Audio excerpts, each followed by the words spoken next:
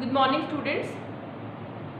Last lecture में मैंने आपको पायरॉल की कुछ रिएक्शंस बताई थी, halogenation reaction, Reimer Tiemann reaction, acetylation reaction. आज अपन इसकी कुछ और इलेक्ट्रोफिलिक सब्स्टिट्यूशन रिएक्शंस देखते हैं। तो देखो, सबसे पहले एक रिएक्शन है विल्समेयर-हैक रिएक्शन।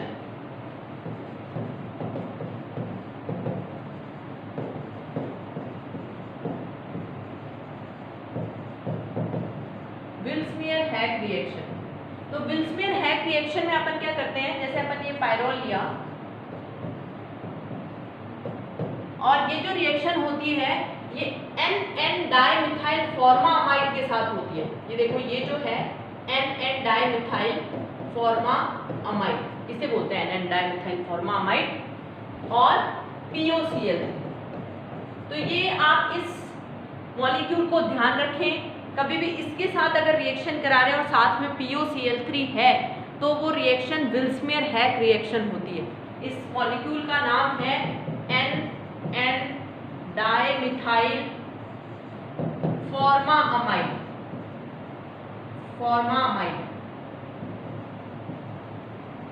ये देखो, NN डाइमिथाइल और ये अमाइड ही है इधर की तरफ, फॉर्मामाइड। और POCl3 के साथ जब ये रिएक्शन होती है तो इसमें भी क्या होता है, फॉर्माइल ग्रुप जुड़ता है। तो इसका नाम आप ध्यान रखो, नेम से ये रिएक्शन आ सकती है और आपको ये रिएक्टेंट ध्यान होना चाहिए। तो यहाँ पे जुड़ता क्या है, ओके। तो विल्समेयर-हैक रिएक्शन में भी यहाँ पे क्या जुड़ता है, यहाँ पे फॉर्माइल ग्रुप जुड़ता है, ओके।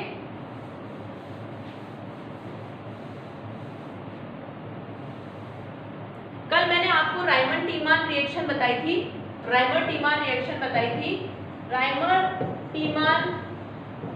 रिएक्शन जो अपन ने कल करी थी वो क्या थी कि पायरॉल की रिएक्शन अपन ने क्लोरोफॉर्म और KOH के साथ करी थी और तब अपने प्रोडक्ट क्या बने थे, एक तो बना था यहाँ पे CHO ग्रुप लगा था और एक क्या बना था, पिरिडीन। इसका मैकेनिज्म मैंने आपको कल बताया था।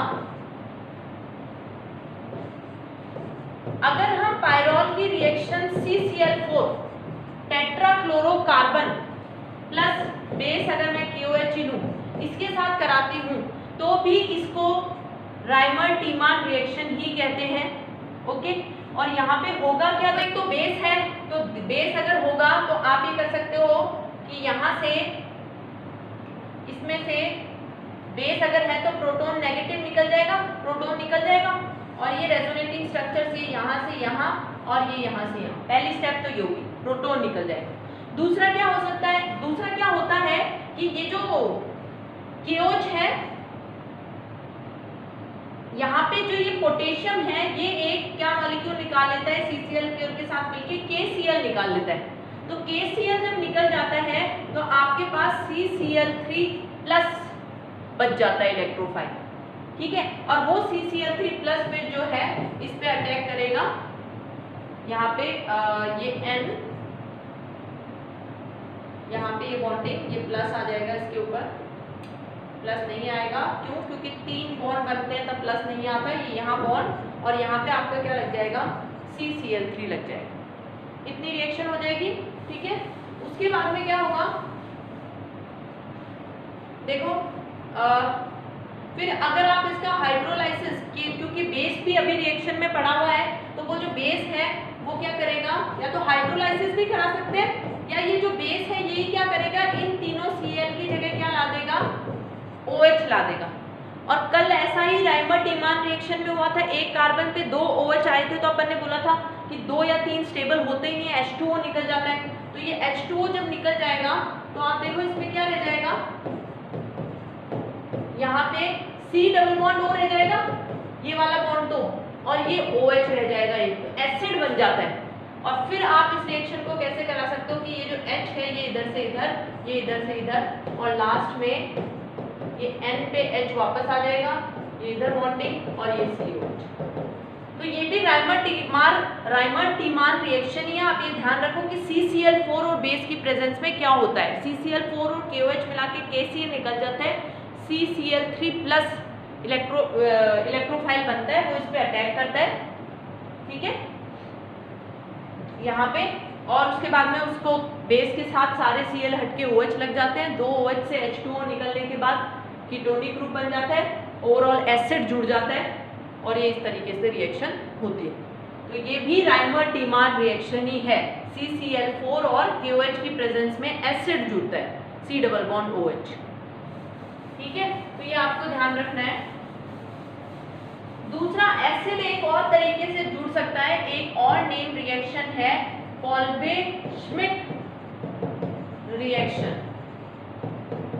इस रिएक्शन में भी क्या होता है, अपन क्या कराते हैं, पायरोल जो है इसकी रिएक्शन कराते हैं CO2 के साथ, हीटिंग एट टेम्परेचर 393 केल्विन, तो भी COH जुड़ता है। देखो किस तरीके से, आप चाहो तो ये इसका मैकेनिज्म देख सकते हो। ये CO2 है, रिएक्शन अपनी कैसे होती है, ये इधर से इधर, ये इधर से इधर, और ये यहाँ आएगा इलेक्ट्रॉन इस बॉन्ड पे आके, फिर यहाँ से अटैक करेगा। आप चाहो तो इसको थोड़ा सा और अच्छे से इसको ऐसे देखो, ये जो है ये इलेक्ट्रॉन यहाँ आएगा और फिर ये इस पे अटैक करेगा, ये इधर शिफ्ट हो जाएगा। तो देखो जुड़ क्या जाएगा, NH, ये बॉन्ड यहाँ प्लस आएगा क्योंकि 4 बॉन्ड बन गए, 1 2 3 4, यहाँ बॉन्ड और यहाँ पे C double bond O minus. ठीक है, अब आप बस इसके एसिडिक, या तो एसिडिक मीडियम में कराने की जरूरत ही नहीं, ये जो H निकले इसको यहाँ से यहाँ, यहाँ से यहाँ, ये वापस बॉन्डिंग हो जाएगी। तो वापस जब होगी तो ये तो मॉलिक्यूल वैसे का वैसा बन जाएगा, यहाँ बॉन्डिंग, यहाँ C double bond O negative, और वो जो H निकला है वो उस पर जाके एसिड जोड़ देगा। तो ये कॉल्बे-श्मिट रिएक्शन होती है, जो कि CO2 की प्रेजेंस में एट टेम्परेचर 393 केल्विन और आप COH जोड़ दोगे। ये इसमें कई बार, जैसे ये तो बना ही है 2 कार्बोक्सी पायरोल, लेकिन इसमें 3 कार्बोक्सी पायरोल भी बनता है। ओके, अब अपन रिएक्शन करते हैं एल्काइलेशन एंड असाइलेशन रिएक्शन, जिसमें कि एसिडाइलेशन रिएक्शन जो कि C डबल बॉन्ड CH3 जुड़ना ही है, असाइलेशन में भी C डबल बॉन्ड CH3 जुड़ता है, वो मैंने आपको कल बताई थी। लेकिन आज वाली रिएक्शन थोड़ी डिफरेंट है, वो रिएक्शन हाई टेम्परेचर पे होती है।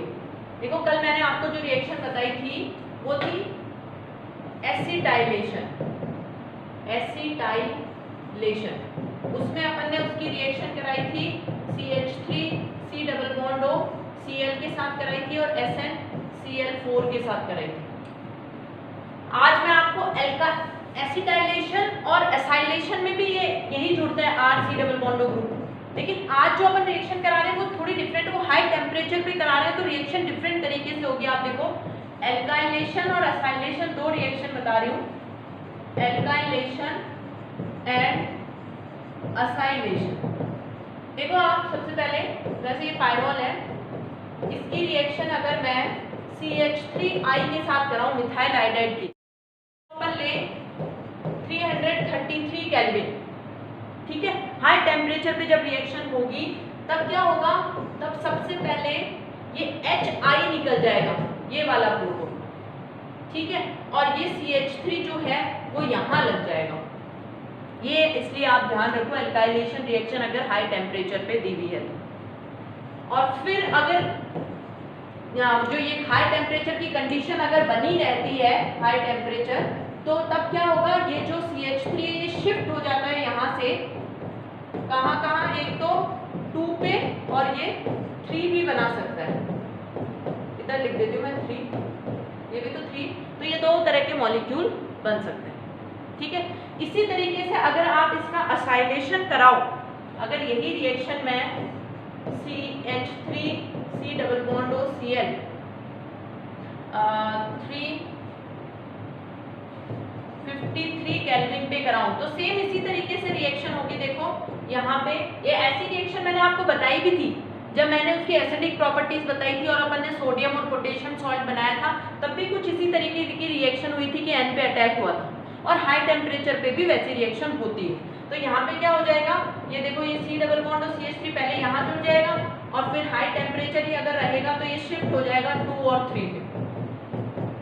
तो ये आप रिएक्शन ध्यान रखो कि हाई टेम्परेचर पे थोड़ी डिफरेंट रिएक्शन देता है। अगर टेम्परेचर नहीं है तो फिर नॉर्मल होगा कि ये नॉर्मल, एल्काइलेशन तो नहीं बता रखा लेकिन असाइलेशन नॉर्मल होगा कि 2 और 2 पोजीशन पे उसका असाइलेशन हो जाएगा डायरेक्ट। और टेम्परेचर अगर दे रखा है तो पहले नाइट्रोजन के साथ जोड़ो और फिर उसको क्या करो, शिफ्ट कर दो। तो ये दो तरह की रिएक्शन।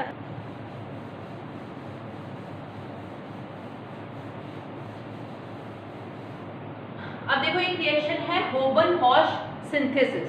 इस रिएक्शन में देखो क्या करते हैं, जो पायरोल होता है उसकी रिएक्शन अपन कराते हैं यहाँ पे CH3Cn के साथ। ठीक है, आपको ध्यान हो तो गाटरमान रिएक्शन अपन ने HCN HCl के साथ कराई थी, वो भी ध्यान रखो। वहां पे भी CH, वहां पे क्या जुड़ता था, CHO जुड़ता था। यहाँ पे अपन ने इसकी रिएक्शन इसके साथ कराई है और साथ में अपन ने लिया है ZnCl2। ठीक है, तो होगा क्या, देखो ये जो नेगेटिव है ये इधर शिफ्ट हो जाएगा, इलेक्ट्रोफाइल बनेगा तो वो इलेक्ट्रोफाइल क्या करेगा, इस पे अटैक करेगा पायरोल पे। आप चाहो तो बॉन्ड शिफ्टिंग के साथ भी इसको समझा सकते हो, ये इधर से इधर गया, ये इधर से इधर गया, ये यहाँ यहाँ यहाँ यहाँ बॉन्ड बन जाएगी और यहाँ नेगेटिव पे कौन जुड़ जाएगा, फिर CH3 double bond N negative होगा तभी तो इलेक्ट्रोफाइल बनेगा, N पे इलेक्ट्रॉन चले जाएंगे। ठीक है, फिर आप क्या करते हैं, नॉर्मल इलेक्ट्रोफिलिक सब्स्टिट्यूशन में H जो है वो वापस जाता है, मैंने आपको बताया था यही मैकेनिज्म होता है। तो ये वापस चला जाएगा, यहाँ पे प्लस आएगा, ये वापस जाएगा तो ये NH रह जाएगा, ये बॉन्ड यहाँ पे वापस आ गई, यहाँ एक डबल बॉन्ड हो जाएगी और ये जो H निकला है ये देखो यहाँ आ जाएगा इस नाइट्रोजन पे। ठीक है, और फिर इसके बाद में आप इसका हाइड्रोलाइसिस करा दो, तो हाइड्रोलाइसिस कराएंगे तो ये जो बॉन्ड है इसका हाइड्रोलाइसिस हो जाएगा। ऐसा ही हाइड्रोलाइसिस अपन ने उसमें भी कराया था जब अपन ने गाटरमान किया था तब, लेकिन अपना HCN था तो यहाँ H अगर होगा तो देखो एल्डिहाइड बन जाएगा, फॉर्माइल ग्रुप लग जाएगा, CH3 की जगह H होगा तो, और H नहीं होगा तो एसिटाइल ग्रुप लग जाएगा। तो यहाँ पे देखो यहाँ H नहीं होगा तो हाइड्रोलाइसिस होगा तो ये रह जाएगा और ये एसिटाइल ग्रुप लग गया, C डबल बॉन्ड हो CH3 लग गया। तो होबन-हॉश रिएक्शन में अपन CH3Cn के साथ कराते हैं और आपको पता है कि Cn बॉन्ड का हाइड्रोलाइसिस हो जाता है तो C डबल बॉन्ड हो CH3 लगता है। HCN के साथ जब अपन कराते थे तो C डबल बॉन्ड हो H लगता था, नाम चेंज हो गया, वो गाटरमान थी और ये है होबन-हॉश। अब अपन कराते हैं इसकी एक कपलिंग रिएक्शन। देखो आपको पता होगा, ये मैं बताना चाहती हूँ यहाँ पे बात कि जो डायazonium सॉल्ट है N2+Cl-, ये बोलते हैं इसको डायazonium सॉल्ट, और ये आपको बनाना भी आना चाहिए। किससे बनता है, जब हम एनालीन जो है इसकी रिएक्शन HNO2 के साथ कराते हैं, या फिर HNO2 को अपन क्या लिख सकते हैं, NO2 और HCl दोनों मिलके भी HNO2 ही बनाते हैं, इनके साथ कराते हैं तो ये डायazonium सॉल्ट बनता है। ये जो डायazonium सॉल्ट है ये दो तरह की रिएक्शन दे सकता है। एक रिएक्शन तो होती है सब्स्टिट्यूशन। ठीक है, सब्स्टिट्यूशन में तो क्या होता है कि जैसे मान लो आपने इसमें ले लिया CuCN, तो ये डायazonium सॉल्ट की जगह CN सब्स्टिट्यूट हो जाता है। ठीक है, और एक ये रिएक्शन देता है कपलिंग रिएक्शन। ठीक है, ज्यादातर फिनॉल एनालीन इनके साथ ये ऐसी रिएक्शन देता है, जैसे मान लो मैं फिनॉल के साथ करके बताती हूँ। ठीक है, कपलिंग रिएक्शन। तो इस कपलिंग रिएक्शन में होता क्या है, देखो डायazonium सॉल्ट को पहले आप ऐसे ना लिख के, ये आपको पता होना चाहिए कि प्लस आ रहा कहाँ पे। तो ये देखो एक ये नाइट्रोजन जो है इसकी तो 3 बॉन्ड पूरी प्लस आ रहा है यहाँ पे, और Cl- हम ये सॉल्ट। ठीक है, तो इस वाले नाइट्रोजन पे नहीं है, यहाँ है प्लस। तो होगा क्या, जैसी रिएक्शन होगी, देखो मान लो मैं फिनॉल के साथ अगर रिएक्शन करा रही हूँ, ठीक है, और ये हो गया फिनॉल, तो रिएक्शन इस तरीके से ये इलेक्ट्रॉन्स इधर जाएंगे, ये इलेक्ट्रॉन्स यहाँ शिफ्ट होंगे और ये यहाँ। ठीक है, और फिर अपन ये कपलिंग रिएक्शन बता रही हूँ मैं, कपलिंग रिएक्शन किस तरीके से होती है, ये N triple bond N plus, sorry एक मिनट, ये इस तरीके से हुआ N plus triple bond N और ये Cl-, ये इन दोनों के बीच में रिएक्शन होगी। तो ये जो इलेक्ट्रॉन यहाँ आएंगे, ये इलेक्ट्रॉन फिर कहाँ अटैक करेंगे, इस नाइट्रोजन, इस नाइट्रोजन पे जब इलेक्ट्रॉन अटैक करेंगे तो ये आगे देगा अपने इलेक्ट्रॉन। ठीक है, तो रिएक्शन देखो कैसे होगी, ये फिनॉल जो है ये OH, देखो यहाँ पे डबल बॉन्ड बनेगा तो प्लस आ जाएगा। ठीक है, और ये बॉन्ड इधर शिफ्ट होगी, वो वाली बॉन्ड यही थी, ये एक नई बॉन्ड बनेगी, नाइट्रोजन N से जुड़ेगा, ये डबल बॉन्ड आएगा और ये इस तरीके से यहाँ पे बॉन्ड आ जाएगा। और फिर क्या होगा, फिर यहाँ पे ये H टूटेगा, ये वाला जहाँ से जुड़ा है, और ये बॉन्ड वापस ये इधर से इधर और ये अपना फिनॉल वापस बन जाएगा, एरोमेटिसिटी रिंग के अंदर वापस आ जाएगा। इस तरह से कपलिंग रिएक्शन होती है। तो कई जगह तो आप कपलिंग रिएक्शन देता है ये, और कुछ जगह सब्स्टिट्यूशन रिएक्शन देता है। तो आपको पता होना चाहिए फर्क क्या है दोनों में। कपलिंग में वो N डबल बॉन्ड N जुड़ा रहता है और सब्स्टिट्यूशन में वो हट जाता है, ठीक है। तो पायरॉल जो है वो इस डायज़ोनियम सॉल्ट के साथ कैसी रिएक्शन देता है, कपलिंग रिएक्शन देता है। तो वही मैं आपको बता रही हूँ, कपलिंग रिएक्शन। तो आप क्या करो, ये जैसे अपन ने पायरॉल ले लिया और इसकी रिएक्शन अपन ने कराई ये डायज़ोनियम सॉल्ट के साथ N2+Cl। तो होगा क्या, ये कपलिंग रिएक्शन हो जाएगी। जैसे मैंने अभी बताया था आपको, इलेक्ट्रॉन शिफ्ट करके सेम उसी तरीके से इलेक्ट्रॉन 2 पोजीशन पे शिफ्ट होंगे, N पे अटैक करेंगे और N दूसरे वाले N को इलेक्ट्रॉन मिल जाएंगे, तो N डबल बॉन्ड N जुड़ जाएगा और फिर H वापस आ जाएगा, H हट जाएगा, मतलब वो एरोमेटिसिटी वापस आ जाएगी रिंग के अंदर, ठीक है। और जो H यहाँ से निकलेगा वो HCl लेके निकल जाएगा। तो यहाँ पे क्या होगा देखो, मैं सीधा बता रही हूँ आपको, क्योंकि शायद अब आप मैकेनिज्म कर सकते हो। ये N डबल बॉन्ड N और ये कपलिंग रिएक्शन हो जाए, ओके।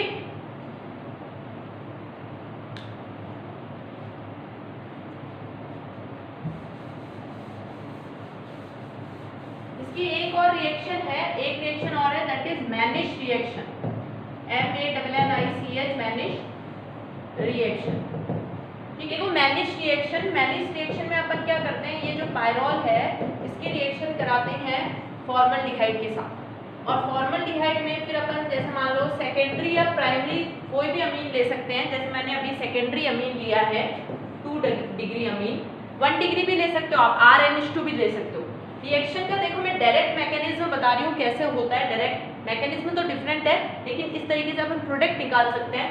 ये एक H निकला, ये एक ऑक्सीजन निकल जाएगा और ये एक H, इसका मतलब H2O निकल गया। अब आप इन बचे हुए को जोड़ दो तो ये इसका प्रोडक्ट बन जाएगा। देखो यहाँ पे रह गया CH2, यहाँ रह गया NR, तो ये इसका प्रोडक्ट बन गया मैनिश रिएक्शन। और आपको पता होना चाहिए रिएक्टेंट्स को देख के कि मैनिश रिएक्शन है, एक फॉर्मल्डिहाइड होता है और एक प्राइमरी या सेकेंडरी अमीन होता है, और आप इस तरीके से इसका प्रोडक्ट बना सकते हैं। कुछ इसकी और रिएक्शंस भी बची हैं, रिडक्शन, ऑक्सीडेशन, वो अपन नेक्स्ट लेक्चर में देखेंगे। Thank you.